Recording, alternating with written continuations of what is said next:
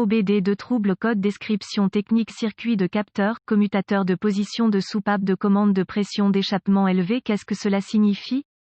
Ce code de diagnostic générique (DTC) du groupe motopropulseur s'applique généralement à tous les véhicules OBD2 équipés d'un capteur ou d'un interrupteur de soupape de commande de pression d'échappement. Cela peut inclure, mais sans s'y limiter, les véhicules de VW, Audi, Toyota, etc. Bien que génériques, les étapes de réparation exactes peuvent varier selon la marque, le modèle. La soupape de commande de pression d'échappement (EPC) est une soupape à solénoïde utilisée pour réguler la contre-pression par temps froid. Cela permet d'augmenter la chaleur de l'habitacle, facilite le démarrage à froid et le dégivrage du pare-brise. Dans la plupart des cas, le module de commande du groupe motopropulseur PCM utilise les informations du capteur de contre-pression d'échappement EBP, du capteur de température d'air d'admission IAT et du capteur de pression absolue du collecteur MAP pour déterminer le contrôle de la soupape. Si le PCM détecte un problème avec l'EPC ou l'IAT, il désactivera le CP. En règle générale, le CP se trouve sur les moteurs diesel. Le code P048E est défini lorsque le PCM détecte un signal de circuit de soupape de commande de pression d'échappement élevé. Cela indique généralement un circuit ouvert. Quelle est la gravité de ce DTC?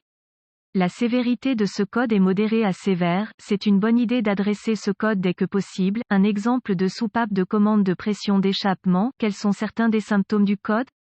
Les symptômes d'un code de panne P048E peuvent inclure, voyant de contrôle du moteur allumé, émission accrue, mauvaise performance du moteur, démarrage difficile. Quelles sont les causes les plus courantes du code? Les causes de ce code peuvent inclure, soupape de commande de pression d'échappement défectueuse, problème de câblage PCM défectueux. Quelles sont les étapes de dépannage du P048E?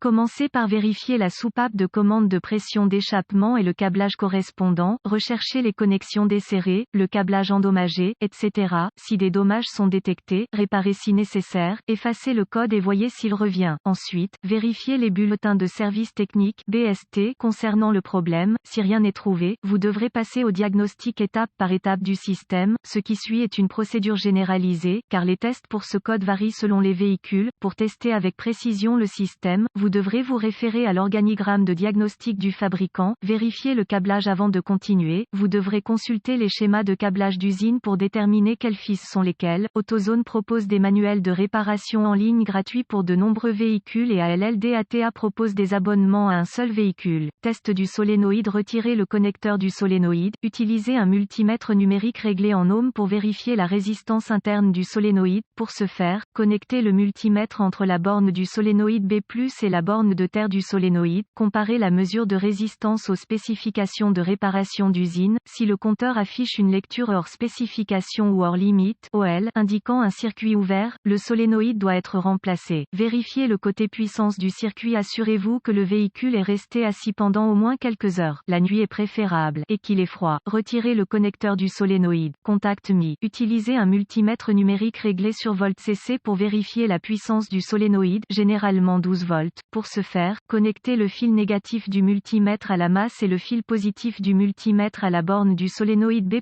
du côté faisceau du connecteur. Si la tension n'est pas présente, connectez le compteur à ohms, contact coupé, entre la borne B+ du connecteur du solénoïde et la borne de tension d'alimentation du solénoïde du PCM. Si le compteur lit hors limite (OL), il y a un circuit ouvert entre le PCM et le capteur qui devra être localisé et réparé. Si le compteur lit une valeur numérique, il y a continuité. Si tout va bien jusqu'à présent, vous voudrez vérifier que le PCM est alimenté. Pour ce faire, mettez le contact et réglez le compteur sur DC volts. Connectez le fil positif du compteur à la borne de tension d'alimentation EPC du PCM et le fil négatif à la masse. S'il n'y a pas de tension de référence du PCM, le PCM est probablement défectueux. Cependant, les PCM vont rarement mal, c'est donc une bonne idée de revérifier votre travail jusqu'à ce point.